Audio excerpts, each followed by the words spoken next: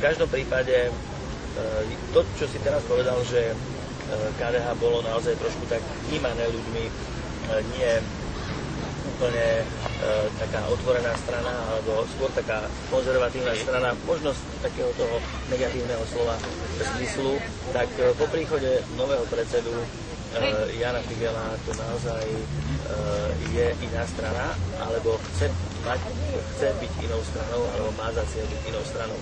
A tie hodnoty, ktoré sú tam a ktoré chceme vyznávať, je naozaj otvorenosť, zodpovednosť. Hej, ja som sledoval, prepáč, že to prerušujem.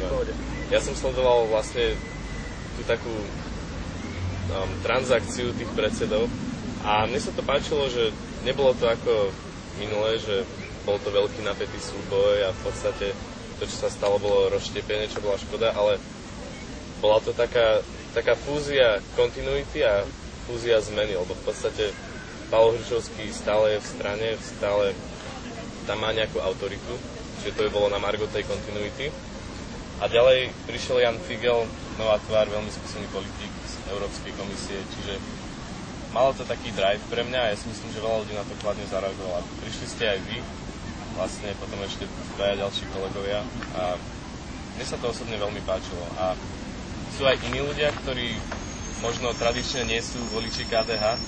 Mám jedného kamaráta, čo v podstate ani nie je katolík, ani nie je praktizujúci a povedal mi, že keď budem počuť nejaký dobrý, rozumný program, čo povie Figel a bude to výrazné, tak vtedy proste nemám s tým problém. A ty si sa dostal konečne.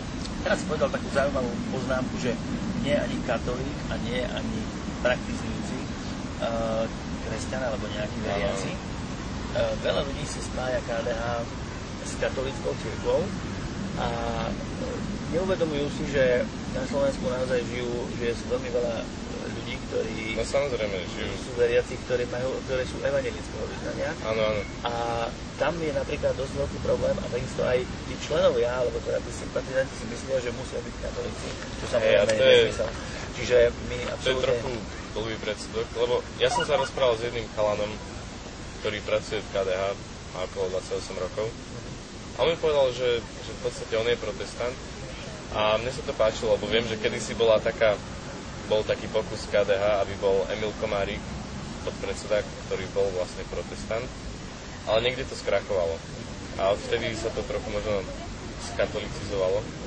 Ale páči sa mi, že on nemá problém s tým pracovať v takej strane, ktorá je otvorená v podstate pre každého, alebo snaží sa byť otvorená. Ja by som vôbec nespájal politickú stranu s cirkvou absolútne.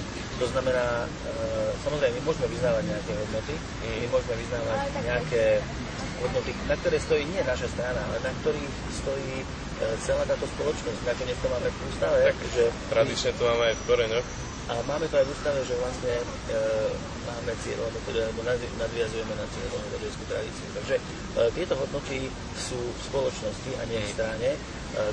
A my vyznávame hodnoty typu rodina, otvorenosť, prípadne orientácia sa na život ako taký, ako ochrana života, či už pred narodením, po narodení, do smrti. A ochrana človeka, ktorý je, povedzme, smrteľne chorý, ale za každú cenu naozaj tento život ochraňovať a nejakým spôsobom byť na druhej strane barikády tých názorových skupín, ktorí chcú jak selektovať určitú skupinu ľudí, aby zdvihovať ju. Samozrejme, vieme z histórie, že toto nie je asi cesta tam, kde by sme chceli. No, v každom prípade dopadlo to nie moc šťastné.